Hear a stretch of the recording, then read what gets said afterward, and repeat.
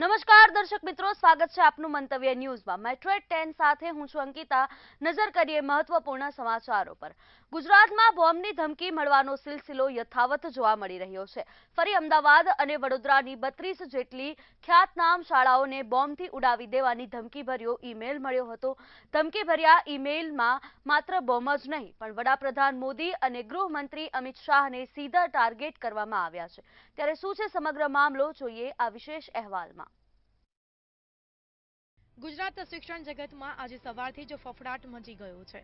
અમદાવાદ અને વડોદરાની 32 જેટલી શાળાઓ તેમજ નિરમા યુનિવર્સિટીને બોમ્બથી ઉડાવી દેવાની ધમકી મળતા તંત્ર હરકતમાં આવ્યું છે। સવારના સમયે જ્યારે શાળાઓમાં શિક્ષણ કાર્ય ચાલુ રહ્યું હતું અને ત્યારે અચાનક આવેલા એક ઈમેલે પોલીસ અને વહીવટી તંત્રની ઊંઘ ઉડાવી દીધી હતી।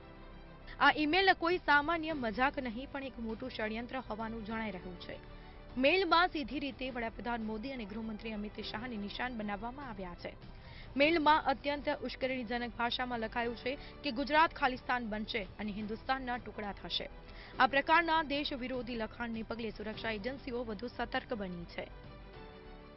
સ્કૂલના બાળકો બધા એક જગ્યા પર કલેક્ટ થઈ ગયેલા છે અને બધા બાળકોને એકવાર સ્કૂલ ખાલી થઈ જશે ત્યારબાદ આપણે પેરેલરી બીડીએસની ટીમ દ્વારા ચેકિંગ તો ઓલરેડી ચાલુ જ છે અને એકવાર સ્કૂલ વેકેશન છે તો પછી થોરોલી આપણે ચેકિંગ કરીશું। હાલના તબક્કે અત્યાર સુધી કોઈ એવી શંકાસ્પદ વસ્તુઓ મળી આવેલ નથી પણ આપણું ચેકિંગ ઓલરેડી ચાલુ છે અને કંઈ પણ હશે તો આપણી સાથે અપડેટ છે। યસ જે મેલ જેના પરથી આવ્યો છે એના દ્વારા અમારી સાયબરની ટીમ દ્વારા પણ એ દિશામાં પણ આગળ કામગીરી ચાલુ છે કે ક્યાંથી કયા ડોમેનથી મેલ આવેલો છે એટલે એ બાબતે એલસીબી તથા સાયબરની ટીમો ચેક કરી રહી છે। ના, સ્કૂલમાં આપણે મારું એક ફ્રેન્ડે મને ફોન કર્યા હતા કે એવી છે અફવા આવી છે ને ફ્રાઇડેના ને આપણે ડીઆર અમીન ને નાલંદા સ્કૂલમાં કઈ અફવા છે, બમની અફવા છે કે બમ પ્લાન્ટ કરેલું છે। પછી હું સ્કૂલે ફોન કર્યો તો કીધું કે નહીં, પ્રિકોશનરી સેફટી પર્પઝથી આપણે વાલીઓને લઈ જાઓ એમ। ટેન્શન તો થાય ને, હવે ઓફિસ માટે નીકળ્યા છીએ, બધું કામ કાલે રજા હતો, બધું કામ પેન્ડિંગ છે।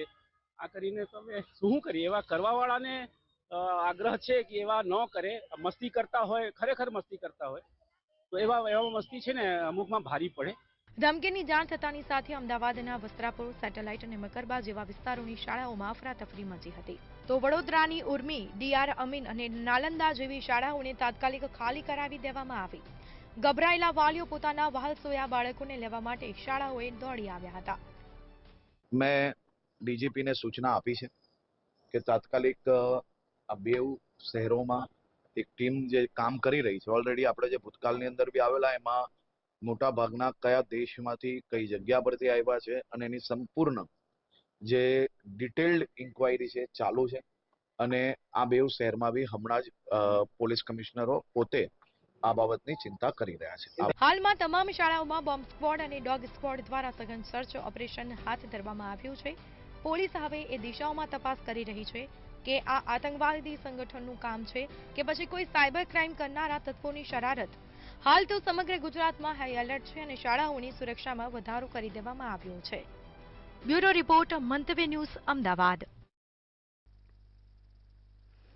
જૂનાગઢમાં મહાશિવરાત્રીના મેળા દરમિયાન વિવાદાસ્પદ સોશિયલ મીડિયા ઇન્ફ્લુએન્સર કીર્તિ પટેલે પવિત્ર મૃગીકુંડમાં સાધુ સંતોની સાથે ભગવા વસ્ત્રો પહેરીને શાહી સ્નાન કરતા ભારે વિવાદ સર્જાયો છે। કીર્તિ પટેલ મૃગીકુંડમાં સ્નાન કરતા સાધુ સંતોની નજર પડતા જ તંત્રને જાણ કરવામાં આવી હતી। તંત્ર દ્વારા કીર્તિ પટેલને મૃગીકુંડમાંથી બહાર કાઢવામાં આવી હતી। કીર્તિ પટેલે પરિસર બહાર પણ પોલીસ સાથે બવાલ કરી હતી। ત્યારે કીર્તિ પટેલની આ બબાલનો વિડીયો સોશિયલ મીડિયામાં વાયરલ થયો છે।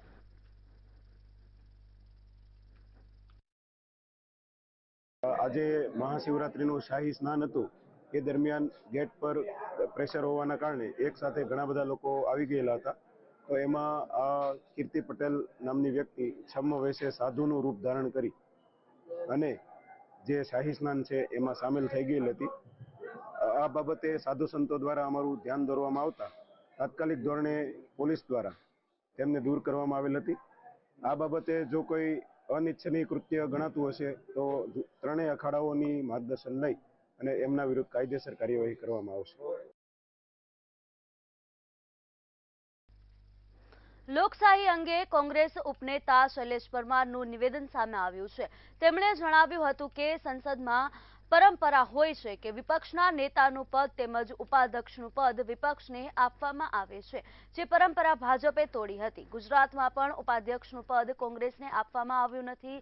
સાથે વધારો કરતા તેમણે કહ્યું હતું કે લોકશાહીનું જતન થાય અને વિધાનસભામાં વિપક્ષનો રોલ રહે તે માટે મેં ફોર્મ ભર્યું છે.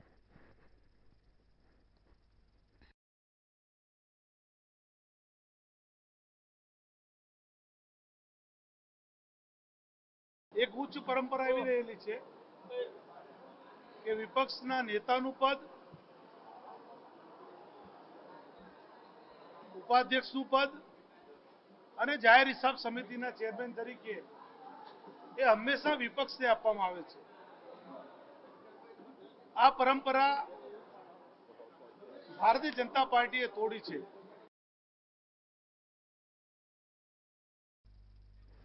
ગુજરાત કોંગ્રેસ દ્વારા ગાંધીનગર ખાતે જન આક્રોશ સભાનું આયોજન કરવામાં આવ્યું હતું. કોંગ્રેસના પ્રદેશ પ્રભારી મુકુલ વાસનિક અને પ્રદેશ પ્રમુખ અમિત ચાવડાની આગેવાનીમાં આ સભાનું આયોજન કરવામાં આવ્યું હતું. રાજ્યમાં પ્રવર્તમાન પરિસ્થિતિ અને કોંગ્રેસે 3 ઝોનમાં કરેલી જન આક્રોશ યાત્રાના પરિણામો અને લોકોને પડતી હાલાકીઓ અંગે ચર્ચા કરવામાં આવી હતી. રાજ્યમાં વધતી જતી બેરોજગારી, ખેડૂતોના દેવા, મહિલાઓ પર થતા અત્યાચાર અને ભ્રષ્ટાચાર જેવા મુદ્દાને લઈને કોંગ્રેસ આગામી દિવસોમાં સરકાર સામે આક્રમક રીતે વિરોધ કરશે. તેમજ કોંગ્રેસ પ્રભારી મુકુલ વાસનિકે અમેરિકા ટ્રેડ ડીલ અંગે પણ પ્રહારો કર્યા હતા. तमाम फसलें भारत के बाजार में अगर बिकेगी तो भारत का किसान क्या करेगा, इसके ऊपर गौर करने की जरूरत है. गुजरात का किसान परेशान है, लेकिन मोदी और भूपेंद्र पटेल की सरकार सोई है. यहाँ का नौजवान रोजगार के लिए परेशान है, लेकिन मोदी और भूपेंद्र पटेल उनकी तरफ देखने से इनकार कर रहे हैं. इतना ही नहीं, यहाँ के महिलाओं का उत्पीड़न हो रहा है, लेकिन मोदी सरकार और भूपेंद्र पटेल की सरकार कुंभकर्ण की नींद सो रही है. આજે ગુજરાતમાં ડબલ એન્જિન સરકારમાં એક એન્જિન મોંઘવારી વધારે છે અને બીજું ગુજરાતનું એન્જિન ભ્રષ્ટાચાર વધારે છે. ગુજરાતની 6.5 કરોડની જનતાના જે પ્રશ્નો છે, સમસ્યાઓ છે, તકલીફ છે, પીડા છે, દર્દ છે, જે આક્રોશ છે, એની ક્યાંય સુનવાઈ થતી નથી.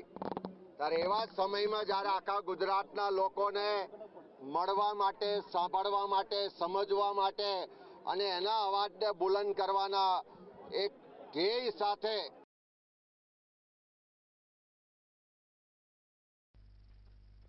સુરેન્દ્રનગર જિલ્લા ભાજપ પ્રમુખ તરીકે હાર્દિક ટમાલિયાની નિમણૂક થતા કમલમ ખાતે ભવ્ય સ્વાગત કરવામાં આવ્યું હતું. હાર્દિક ટમાલિયા હાલ ભાજપના મંત્રી તરીકે કાર્યરત હતા, ત્યારે ફરી તેઓને જિલ્લા ભાજપ પ્રમુખનો કાર્યભાર આપવામાં આવતા કાર્યકરો અને લોકોમાં હર્ષની લાગણી જોવા મળી હતી. આગામી દિવસોમાં આવનારી મહાનગરપાલિકાની ચૂંટણીમાં ભવ્ય જીત માટે નિયુક્ત પ્રમુખ હાર્દિક ટમાલિયાની ભાજપને આશા છે. આજે મને નાના એવા કાર્યકર્તાને એક મોટી જવાબદારી જ્યારે સોંપી છે, ત્યારે મને પૂર્ણ વિશ્વાસ છે કે મારી સાથે જોડાયેલા આ ભારતીય જનતા પાર્ટીના બૂથ લેવલથી લઈને પ્રદેશ લેવલના સૌ કાર્યકર્તાઓની મહેનત થકી અને તેમના વિશ્વાસ થકી હું આ જવાબદારીને સુપેરે નિભાવીશ એવા મારા પ્રયત્નો રહેશે.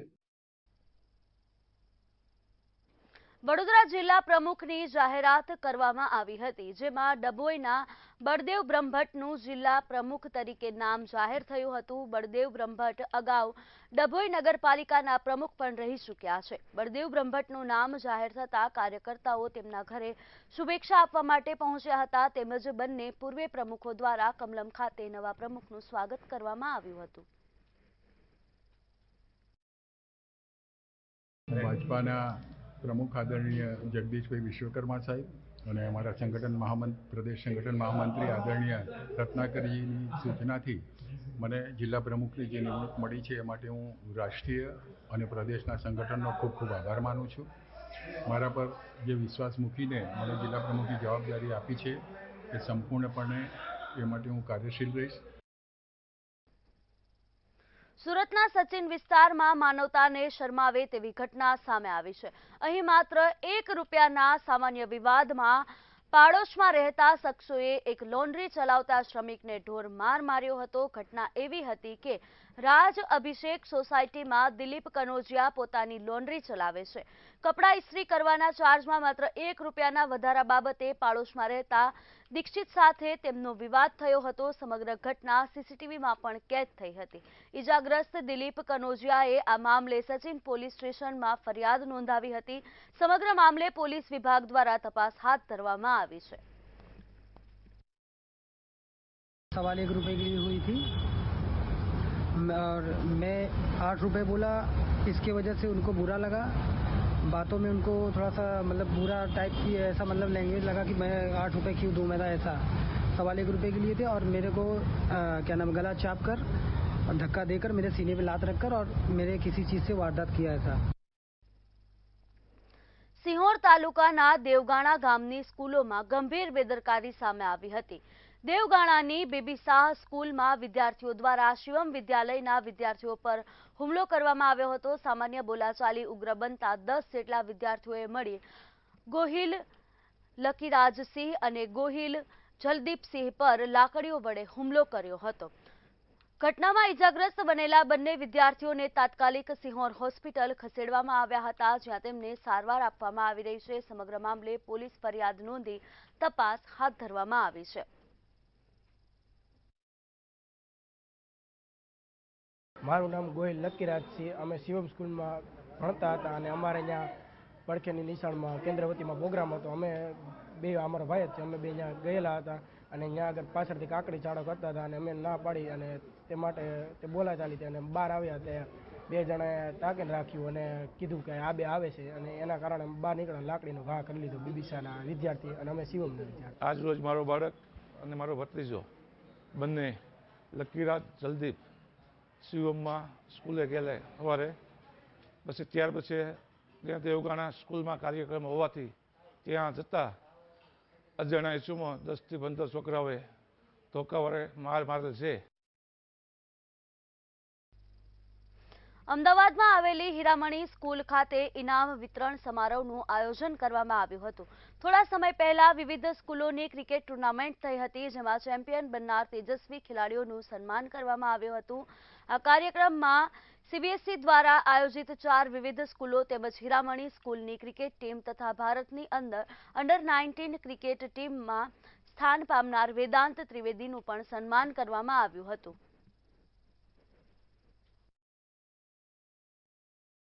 ઘણું પ્રાઉડ ફીલ થાય છે મારા માટે નહીં પણ પૂરા ઇન્ડિયા માટે આ ડ્રીમ હતું અને આગળ પણ અમે આવેલી કે મહેનત કરતા રહીશું અને મારું ડ્રીમ છે કે આગળ હું 3 ફોર્મેટ રમું ઇન્ડિયાના લાંબા સમય સુધી. 2025-26 એકેડેમિક યર દરમિયાન જેટલી બી કોમ્પિટિશન્સ હીરામણી સ્કૂલમાં કન્ડક્ટ થઈ હોય, ડ્રોઈંગ કોમ્પિટિશન હોય, ઇલોક્યુશન કોમ્પિટિશન્સ હોય, ડિબેટ્સ હોય, સ્પોર્ટ્સને લગતી કોમ્પિટિશન્સ જેમાં ઇન્ડિવિજ્યુઅલ કોમ્પિટિશન્સ જેમ કે shot put, discuss throw, group events જેમ કે ખોખો, કબડ્ડી, વોલીબોલ જેવી વિવિધ રમતો જે છોકરાઓ આપણા ત્યાં રમ્યા હોય, આજે તેનું પ્રાઇઝ ડિસ્ટ્રીબ્યુશન સેરેમની છે.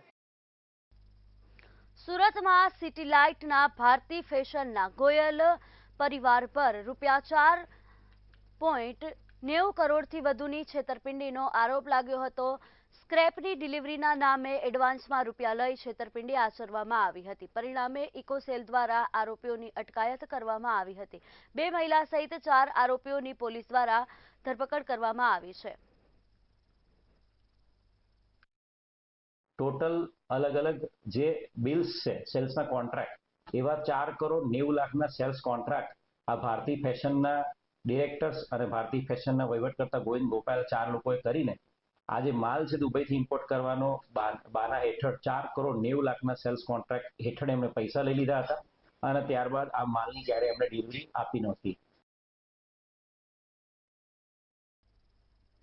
અમદાવાદ શહેરમાંથી એક ચોંકાવનારો બનાવ સામે આવ્યો છે. નારણપુરા વિસ્તારમાં થયેલી લાખો રૂપિયાની ઘરફોડ ચોરીનો ભેદ પોલીસે ઉકેલી કાઢ્યો છે. નારણપુરા વિસ્તારમાં રહેનારી જીનલબેન શાહના ઘરે થોડા દિવસ પહેલા સોનાના દાગીનાની ચોરી થઈ હતી, જેમાં સોનાની બંગડીઓ, મંગલસૂત્ર અને વીંટી સહિતના ઘરેણાં ગાયબ થયા હતા. આ મામલે જીનલબેને નારણપુરા પોલીસ સ્ટેશનમાં ફરિયાદ નોંધાવતા પોલીસે તપાસનો દોર શરૂ કર્યો હતો.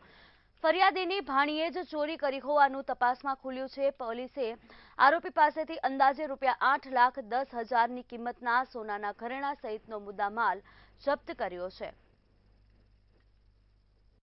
જીનાબેન ચંદ્રકાંતભાઈ શાહના ઘરે તારીખ 8 ફેબ્રુઆરી 2026ના રોજ સાંજના સમયે ચોરી થયેલાનું ફરિયાદ કરવા આવતા ફરિયાદ દાખલ કરવામાં આવેલી હતી, જેમાં અલગ અલગ પ્રકારના સોનાના દાગીના મળી કુલ 8 લાખથી પણ વધુનો મુદ્દામાલ આ ઘરફોડ ચોરીમાં ગયેલાની પ્રાથમિક હકીકત જણાવવામાં આવેલી હતી.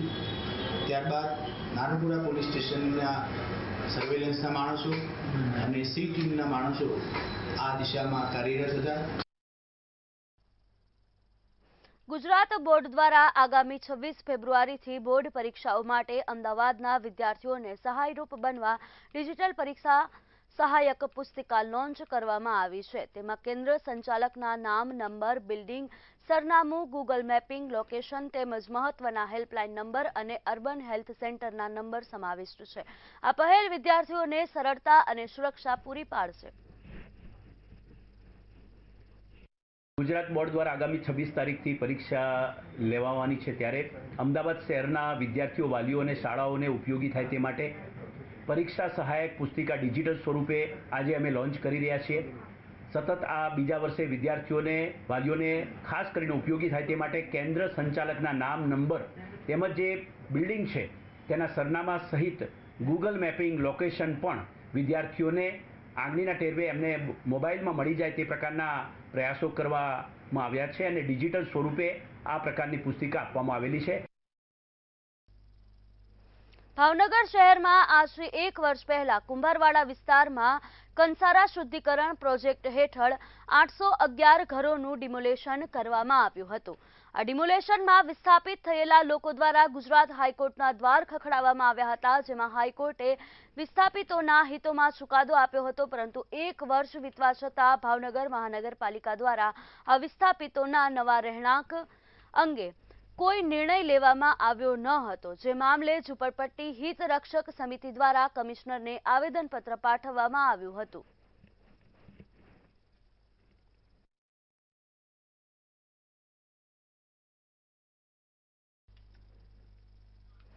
ચિરાગ ગોટીના થોડાક દિવસોથી સોશિયલ મીડિયા પર માર મારવાના વિડીયો વાયરલ થયા હતા, ત્યારે આજે પોલીસ દ્વારા ચિરાગ ગોટીના ઘર પાસે રિકન્સ્ટ્રક્શન કરવામાં આવ્યું હતું. પોલીસ વિભાગ કોઈ પણ કાર્યવાહી કરે તે પહેલા સ્થાનિકો દ્વારા ઢોલ વગાડીને પોલીસનો આભાર વ્યક્ત કરવામાં આવ્યો હતો. તેમજ સ્થાનિકો ચિરાગને ફાંસી આપો તેવા બેનર લઈને રોડ પર ઉતર્યા હતા.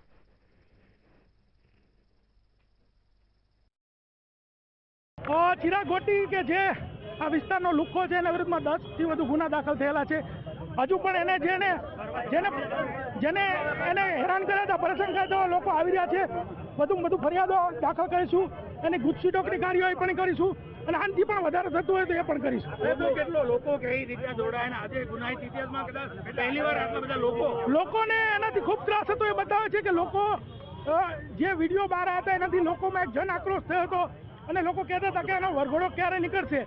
તો આજે પણ નીકળ્યો ને હજી જેટલા ગુનામાં આવશે એટલા વખત વરઘોડો એનો કાઢવામાં આવશે. થોડોક સમય છે સોશિયલ મીડિયા પર માર મારવાનો વિડીયો જો વાયરલ થતો હતો ચિરાગ ગોટીના, એના આજે પોલીસ દ્વારા અહીંયા રિકન્સ્ટ્રક્શન કરવામાં આવી રહ્યું છે. તમે જોઈ શકો છો લોકોને હાથમાં બેનર, પોસ્ટર લઈને પોલીસને સ્વાગત કરે છે, આભાર માને છે. જે એના ખાસ પાર્ટનર હતા જેને ડ્રગ્સ કેસમાં ફસાવવામાં આવ્યું હતું એ ભાઈ અમારી જોડે છે. શું કહેશો આ છે ચિરાગ ગોટી નિહાલ? મુખ્યમંત્રી શ્રી હર્ષ સંઘવી સાહેબનો ખૂબ ખૂબ આભાર માનું છું અને આપણી સુરત પોલીસનો ખૂબ ખૂબ આભાર માનું છું, જેને આવા માથાભારે તત્વોનો વરઘોડો કાઢીને પ્રજાને દર્શાવ્યું છે કે આવા માથાભારે લુખ્ખાથી કોઈ ડરવાની જરૂર નથી. હજુ પણ જેટલા ભોગ બનનારાઓ એટલે સામે આવો, વધુમાં વધુ પોલીસ તમારી જોડે છે, તમારી સાથે છે, વધુમાં વધુ ફરિયાદ થાય એવી મારી ભોગ બનનારાઓને નમ્ર અપીલ છે. જી, તો બીજા એક ભાઈ છે એમની જોડે વાત કરશું. તમારું શું નામ છે અને તમારે કેવી રીતે ફસાવવામાં આવ્યું છે? જી, મારું નામ પાર્થ મિયાણી છે. હું એમની કંપનીમાં કામ કરતો હતો, શ્યામ લુબ્રિકેન્ટમાં. એણે મારી ઉપર ખોટા આરોપ મૂકેલા અને મને ઢોર મારેલો હતો તાલિબાની રીતે. ક્યારે માર્યું હતું તમને? જી 19/9/2024 ના રોજ બિલીમોરા ખાતે મને મારેલું હતું. હાજી બોલો. જે તાલિબાની રીતે મને મારેલો છે, મને ખુદને મારેલો છે, અને હવે એક જ માંગ છે, બસ એને ફાંસીની સજા થવી જોઈએ, ગુસ્સી ટોકનો કેસ લાગુ પડવો જોઈએ. આજે એને અહીંયા ઘટના સ્થળ પર આવ્યું છે, જ્યાં મોટું થયું, જ્યાં એનો આખું તંત્ર ઊભું કર્યું આ સામાજિક તત્વોને, ત્યાં ઘટના સ્થળ પર આવ્યું છે. કેવું શું કહેશો? બસ હવે અમારા સમાજને એક શાંતિ મળી છે કે એનો જે વરઘોડો નીકળ્યો છે, તંત્રએ અમારું એક વાત માની છે, જે વરઘોડો નીકળશે એનાથી આના જેવા જે લુખ્ખા તત્વો છે એ લોકો પણ એને ભાન આવી જશે કે આવું કરાય કે ના કરાય એમ. જી, તો તમે જોઈ શકો છો કે અહીંયાની જે સ્થાનિક લોકો છે, જે લોકો અહીંયા પોલીસનો આભાર માને છે ને ખાસ કરીને એને ફાંસીની સજાની માંગ કરવાની વાત આવી રહ્યું છે. દીપક રાય, મંતવ્ય ન્યૂઝ, સુરત.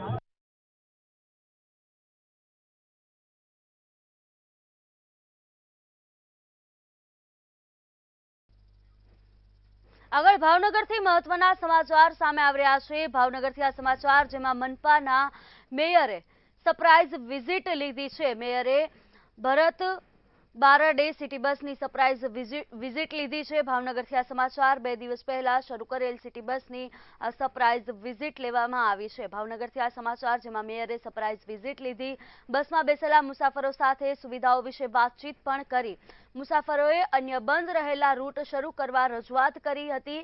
આ સમાચાર ભાવનગરથી સામે આવી રહ્યા છે, જેમાં મેયર દ્વારા સરપ્રાઇઝ વિઝિટ કરવામાં આવી છે.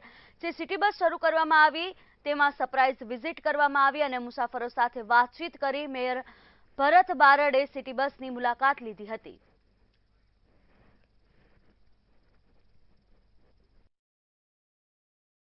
ભાવનગરની આજની આ વિઝિટે આવતા પહેલા 5 વર્ષ પહેલા જ્યારે હું કોર્પોરેટર બન્યો ત્યારે મારું સપનું હતું કે ભાવનગરના મધ્યમ વર્ગના લોકો જેમાંથી હું પણ આવું છું, હું પણ એક મધ્યમ વર્ગમાંથી આવું છું, ત્યારે મારું એક સપનું હતું કે મારા ભાવેણા વાસીઓને ખૂબ મોટા ખાનગી વાહન ભાડામાંથી મુક્તિ અપાવવી. રાજકોટના જેતપુરમાં પીઠડિયા ટોલ પ્લાઝા પાસે અકસ્માતનો બનાવ બન્યો છે. રાજકોટથી આ સમાચાર, જેમાં જેતપુર પીઠડિયા ટોલ પ્લાઝા પાસે અકસ્માતની ઘટના બની. કાર ચાલકે ઠોકર મારતા મહિલા ગંભીર રીતે ઇજાગ્રસ્ત થઈ હતી.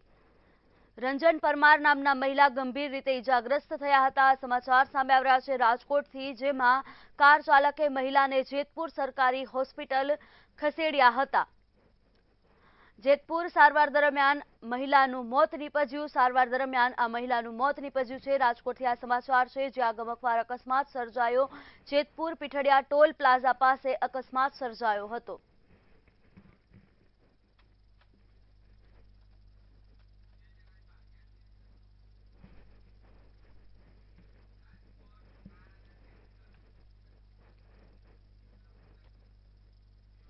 રાજકોટમાં વધુ એક અકસ્માતની ઘટના બની છે, જેમાં રાજકોટમાં કાર અને ટેન્કર વચ્ચે અકસ્માત સર્જાયો. રાજકોટથી આ સમાચાર, જેમાં કાર અને ટેન્કર વચ્ચે ગંભીર અકસ્માત સર્જાયો. જામકંડોરણા તાલુકાના રંગપુર ગામ પાસેની આ સમગ્ર ઘટના છે, જેમાં ઇજાગ્રસ્તને સારવાર માટે સિવિલ હોસ્પિટલ ખસેડાયા છે. તો કાર અને ટેન્કર વચ્ચે આ ગોઝારો અકસ્માત સર્જાયો, જેના દ્રશ્યો પણ આપ ટીવી સ્ક્રીન પર જોઈ શકો છો. જામકંડોરણા તાલુકાના રંગપર ગામ પાસેની આ સમગ્ર ઘટના છે, જેમાં કાર અને ટેન્કર વચ્ચે આ ગમખ્વાર અકસ્માત સર્જાયો છે.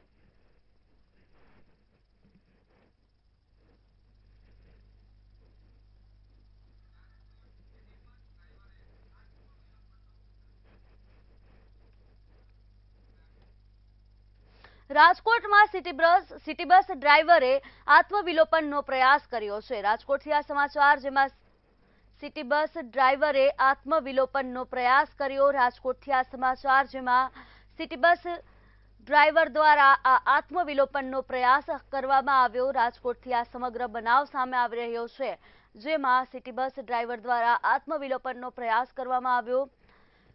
કોન્ટ્રાક્ટર વિક્રમ ડાંગર સામે ગંભીર આક્ષેપો લગાવવામાં આવ્યા છે. રાજકોટથી આ સમાચાર છે, જેમાં 3 વર્ષથી નોકરી કરતા કર્મચારીને અચાનક હટાવવાનો આરોપ લગાવવામાં આવ્યો છે. કોન્ટ્રાક્ટર પર આરોપ લાગ્યો છે અને 6 મહિનાથી માનસિક ત્રાસ આપતા હોવાનો આક્ષેપ પણ લાગ્યો છે. બોનસ વગર છૂટા કર્યા, રજૂઆત છતાં પણ કાર્યવાહી ન કરાઈ હોવાના ગંભીર આક્ષેપ લાગ્યા છે.